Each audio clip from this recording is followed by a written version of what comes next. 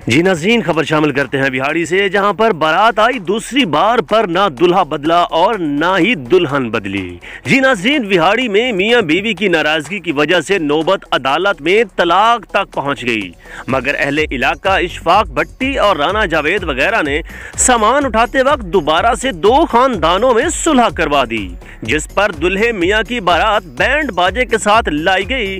अहले इलाका ने कहा कि अगर उनकी सुलह ना होती तो दोनों खानदान तबाह हो जाते। दुल्हा मुजम्मिल हुसैन ने कहा कि गलत फहमी की बुनियाद पर गुज़श्ता 1 साल से हम दोनों एक दूसरे से दूर थे, मगर अहले इलाका ने हमें फिर से एक कर दिया, जिस पर मैं शुक्रगुजार हूँ। दुल्हन वफा फातिमा ने नसीहत करते हुए कहा कि हमें एक दूसरे को बर्दाश्त करते हुए जिंदगी गुजारनी चाहिए और गलत फहमियों को दिल से हमेशा हमेशा के लिए निकाल कर बहुत ही अच्छी जिंदगी गुजारनी चाहिए। सिर्फ यही मैसेज है कि मियाँ बीवी के मामलात में कभी भी किसी को मुदाखलत जो है वो बिल्कुल नहीं करनी चाहिए।